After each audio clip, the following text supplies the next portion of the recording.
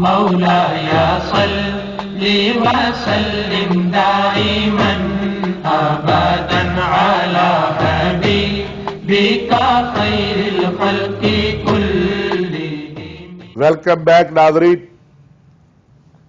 حافظ امجد صاحب چونکہ ایک تاجر بھی ہے، ایک عالم بھی ہے، ایک حافظ بھی ہے. رمضان کے حوالے سے چونکہ گفتگو حق تلفی، روزہ، عبادات اور حقوق العباد اس پر بات ہو رہی ہے. حافظ صاحب، آپ نے بڑی خوبصورت باتیں کی ہیں.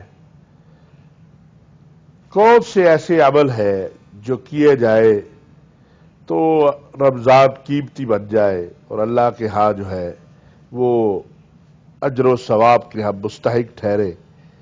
ان ساری باتوں کے ساتھ جو آپ نے کی ہے، یہ تو شریعت اسلامیہ کہتی ہے. شریعت اسلامیہ جو ہے وہ خالی عبادات کا دین کی بات نہیں کرتی، وہ تو اخلاقیات کی بھی بات کرتی ہے، وہ تو انسانوں کے حقوق کی بھی بات کرتی ہے.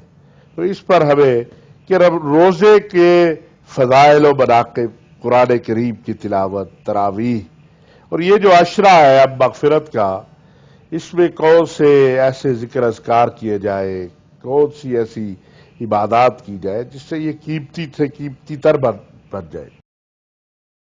اشرفی صاحب، جس طرح آپ نے فرمایا کہ عبادات کا مجموعہ اسلام تو ہے ہی ہے، لیکن ہمارے معاشرے میں اسلام کو عبادات ہی کا مجموعہ بنا کے پیش کیا گیا، اور یہ نہیں بتایا گیا لوگوں کو کہ یہ جو اسلام ہے اور رمضان ہے، اس کی فضیلت دوسرے معاملات میں کیا ہے. دیکھیے، عام معاملات میں ہمارے ہاں معاشرے میں ایک بہت بڑی عیب والی بات جو میں کرنا چاہتا ہوں وہ جھوٹ اور غیبت ہے. اس کو عام گھروں میں، دکانوں پہ، بازاروں میں عیب سمجھا ہی نہیں، اب تو جاتا اس کو عیب ہی نہیں سمجھا جا رہا. درست. اور گناہ کو گناہ نہ سمجھنا یہ عذاب الہی کو دعوت دینے کے موجب ہے. اور آج جب ہم روزہ بھی رکھتے ہیں، ہم تراویح بھی پڑھتے ہیں، قرآن کی تلاوت بھی کرتے ہیں، تو میں نے تو بارہا لوگوں کو ایسا دیکھا ہے قرآن بند کر کے غیبت کر رہے ہوتے ہیں. میں ناظرین آپ کو بتا دوں کہ غیبت ہے کیا. غیبت یہ ہے جس کی رسول اللہ صلی اللہ علیہ وسلم سے صحابہ نے پوچھا کہ یا رسول اللہ، مفہوم اس طرح سے ہے کہ غیبت کیا ہے؟ کہا اپنے بھائی کی وہ بات کرنا جو اس کے سامنے کی جائے تو اسے ناپسند ہو. یعنی جو بات اس کے اندر موجود ہے لیکن وہ اسے ناپسند گزرتی ہے، اس کی وہ برائی کرنا، تو یہ غیبت ہے. اور کہا اگر وہ اس میں موجود رہی ہے تو کہا وہ تو تہمت ہے، بہتان ہے. آپ سمجھیے فرق کو کہ غیبت کے بارے میں کہا گیا کہ اپنے بھائی کا گوشت کھاتا ہے وہ جو غیبت کرتا ہے، اور اس سے بڑی چیز جو ہے وہ بہتان ہے. تو اگر غیبت کا جو ہے اتنا بڑا گناہ ہے، اور جیسا کہ ایک حدیث میں ہمیں ملتا ہے کہ رسول اللہ صلی اللہ علیہ وسلم کے پاس کچھ صحابہ آئے، انہوں نے کہا کہ دو عورتیں ہیں اور روزے کی وجہ سے ان کا بہت برا حال ہے اور آپ ان کو افطار کی اجازت دے دیں. تو رسول اللہ صلی اللہ علیہ وسلم نے ان کو بلایا اور ایک کے آگے ایک پیالہ رکھا، اور جب اس نے اس میں جو ہے وہ کی تو اس میں خون تھا، پیپ تھی، اور دوسری کے آگے رکھا تو اس کے سے گوشت نکلا. تو کہا یہ تو ان کا روزہ نہیں تھا، یہ تو آپس میں غیبتیں کر رہی تھی. انہوں نے تو صرف بھوک برداشت کی ہوئی تھی، روزہ نہیں تھا.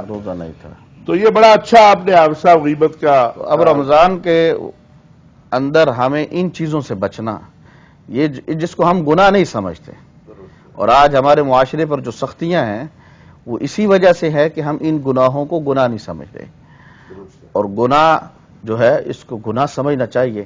رمضان المبارک میں جو سب سے بڑا کام کرنے والا ہے، جس طرح اکابر نے فرمایا، قرآن کی تلاوت بہت بڑی عبادت ہے.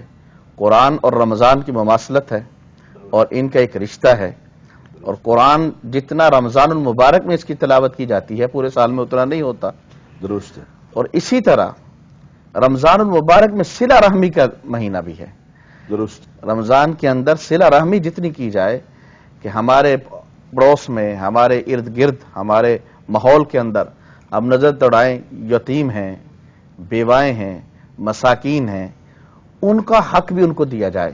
یہ تو نہیں صحیح، اچھی بات نہیں ہے، اسلام میں بھی سمجھی جاتی ہے اور معاشرے میں بھی، کہ آپ اپنے بچوں کے لیے افطاری کا بہترین سامان لے کر آئیں، آپ اپنے بچوں کے لیے سحری کا بہترین انتظام سامان لے کر آئیں، اور لیکن آپ کے پڑوس میں ایک غریب ہے، وہ بھوکا بیٹھا ہوا ہے، پیاسا بیٹھا ہوا ہے.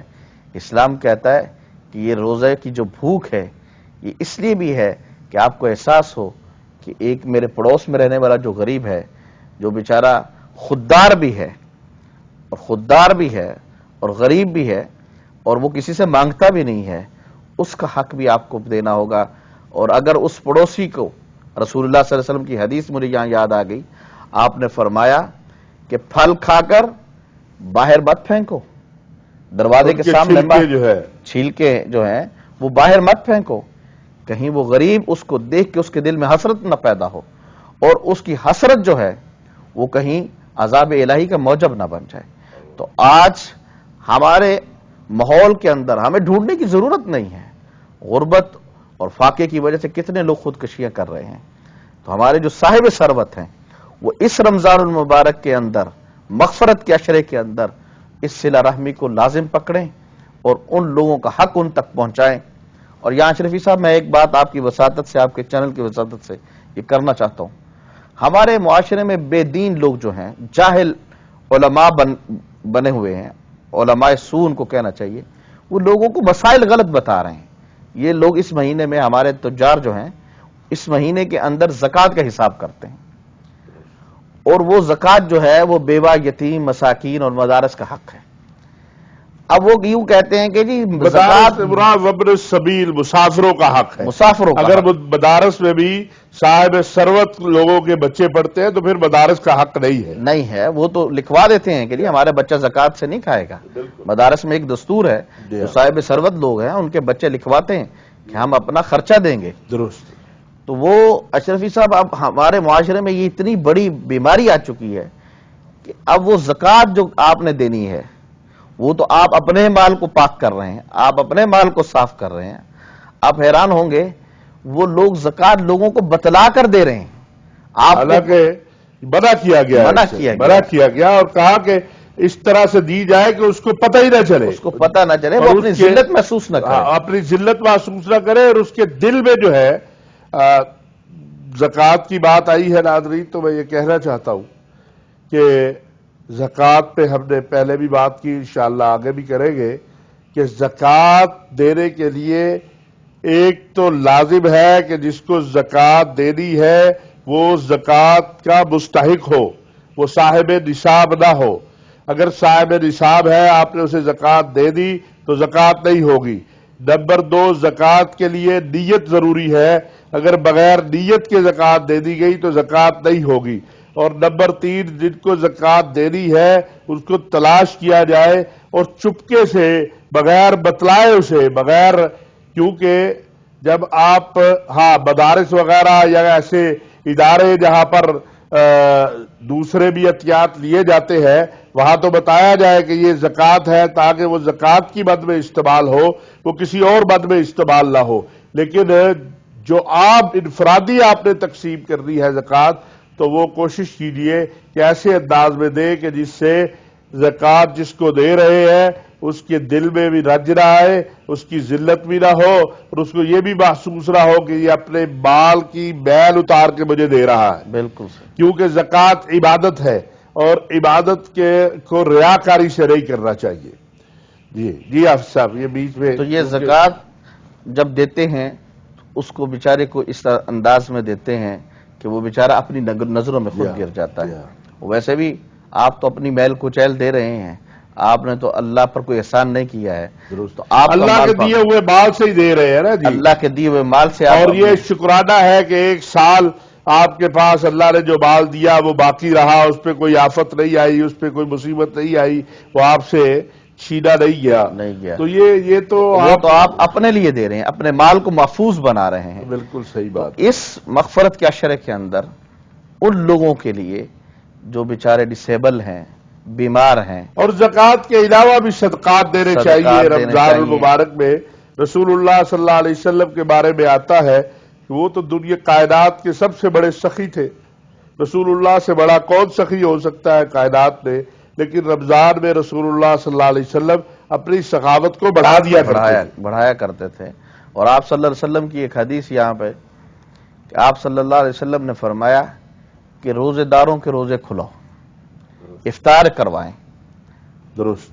اور جو روزے دار کا فوٹو سیشن کے لیے افطار نہ کروائیں. نہ یہ تو آپ اپنی نیکی کو ضائع کر رہے ہیں. آپ میڈیا میں لا رہے ہیں یا ویسے لوگوں کو محلے میں دکھلا رہے ہیں. صحابہ نے عرض کی یا رسول اللہ صلی اللہ علیہ وسلم، کیا ہمارے اندر کچھ لوگ غریب بھی تو ہیں، ان میں سکت نہیں ہے روزہ افطار کروانے کی؟ فرمایا اس کا مطلب یہ نہیں ہے کہ آپ بڑا دسترخوان لگوائیں، آپ بہت بڑا اجتماع کریں، ایک کھجوری کیوں نہ ہو، لیکن وہ اخلاص یہ ہو کہ میں نے روزے دار کا روزہ اللہ کے لیے، اللہ کی رضا کے لیے افطار کروایا، اس میں ریا نہ ہو. اور اس کی آپ نے فضیلت یہ بیان فرمائی اشرفی صاحب، میری عقل حیران رہ گئی. آپ نے فرمایا کہ جس نے ایک روزے دار کا روزہ افطار کروایا اور ایک پیاسے کو پانی پلایا، قیامت کے روز اللہ میرے حوض سے اس کو پانی پلائیں گے، اور جب تک وہ جنت میں داخل نہیں ہوگا اس کو پیاس نہیں لگے گی. وہ جو شکر دوپہر ہوگی، ہاں، جو سوا نیزے پہ سورج ہوگا، تو اس میں جس کو حوض کوثر سے پانی مل گیا اس کے لیے تو پھر اس سے بڑی کیا سعادت ہو سکتی. اور پھر مالک کائنات خود اس کو پانی پلا رہا ہے. اس بات سے آپ اندازہ لگائیے کہ اس کی فضیلت کتنی روزہ دار کے لیے. تو حافظ صاحب، روزہ دار اگر روزے کو روزے کے معیار پر پورا رکھتا ہے جی، اور وہ روزے کو ایمان تقوی کے اوپر اس معیار پر لے آتا ہے، بلا شبہ ہم میں کمیاں کوتاہیاں ہیں، ہمیں دل برداشتہ نہیں ہونا چاہیے، لیکن کوشش تو کرنی چاہیے ہمیں. اگر ہم کوشش ہی نہ کریں جی بس ٹھیک ہے، وہ نہیں، کوشش کرنی چاہیے کہ جو روزے دار کے لیے اللہ نے احکام دیے ہیں ان پر عمل کریں.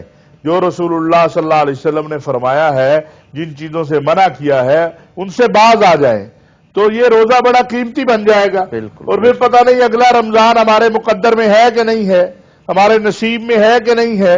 اللہ کریم ہر کسی کو صحت اور عزت کے ساتھ لمبی زندگی دے، لیکن زندگی اور موت کے اختیار اور فیصلے تو اللہ کریم کے ہاں ہیں. تو پھر اس رمضان میں، اور وہ بھی تو حدیث ہے رسول اللہ صلی اللہ علیہ وسلم کی کہ جس کو رمضان ملا اور اپنے گناہ نہ جہنم کی آگ سے آزاد نہ ہو سکا، تو وہ بڑا بد نصیب ہے. تو ہمیں بد نصیبوں کی بجائے خوش نصیب بننا چاہیے. بلکہ حدیث میں یوں الفاظ آتے ہیں، حضرت رسول اللہ صلی اللہ علیہ وسلم مسجد میں تشریف لائے، ممبر پر پہلا قدم رکھا، اللہ اکبر، آپ نے آمین کہا. دوسرے پر قدم مبارک رکھا تو آمین کہا. تیسرے پر رکھا تو پھر آپ نے یوں ہی آمین فرمایا. اور صحابہ نے خطبہ کے بعد پوچھا یا رسول اللہ، آپ نے ایسا عمل کیا ہے، اس سے پہلے آپ نے یہ عمل نہیں کیا؟ آپ صلی اللہ علیہ وسلم نے فرمایا میرے صحابہ، میرے پاس جبریل امین آئے تھے، میرے پاس جبریل امین آئے اور انہوں نے آ کر کہا یا رسول اللہ میں بد دعا کرتا ہوں، آپ آمین کہیے. اب اشرفی صاحب اس بات پہ غور کریں، نبیوں کے سردار، نبیوں کے امام حضرت محمد رسول اللہ صلی اللہ علیہ وسلم آمین کہیں اور فرشتوں کا سردار بد دعا کرے، اس کے رد ہونے میں کوئی شک ہے؟ یہ تو قبولیت ہی قبولیت ہے. آپ نے فرمایا کہ جب میں نے پہلے پہ رکھا تو جبریل نے کہا ہلاک ہو وہ شخص، تباہ ہو وہ شخص جس کی زندگی میں رمضان آئے اور وہ اپنی مغفرت اور نجات نہ کروا سکے. اور دوسری جگہ پہ فرمایا کہ اس جبریل نے یہ بد دعا کی کہ ہلاک ہو وہ شخص جس کے سامنے آپ کا نام نامی آئے اور وہ آپ پہ درود نہ پڑھے، سلام نہ پڑھے. اور تیسری جگہ جبریل نے عرض کی کہ یا اللہ ہلاک ہو وہ شخص جس کے سامنے اس کے بوڑھے والدین ہوں اور وہ ان کی خدمت کر کے جنت حاصل نہ کر سکے. اللہ. تو یہ آپ کے وہ حدیث کا جو آپ حوالہ دے رہے تھے. بہت شکریہ آپ صاحب. ناظرین، آج کے اس پروگرام میں مغفرت کے مہینہ عشرے کے حوالے سے ہم نے کچھ گزارشات کر دی. کوشش کیجئے. کوشش کرنا ہمارا کام ہے، عطا کرنا رب کا کام ہے کہ اس مغفرت کے عشرے میں زیادہ سے زیادہ اللہ کی عبادات کے ساتھ مخلوق کی خدمت کی طرف رجوع کریں اور اس میں ریا نہ ہو، دکھلاوا نہ ہو. انشاءاللہ اللہ کریم کرم کرنے والے ہیں، وہ ہم نے اپنے کرم سے محروم نہیں رکھیں گے. وما علینا الا البلاغ. مولاي صل وسلم دائما ابدا على حبيبك خير الخلق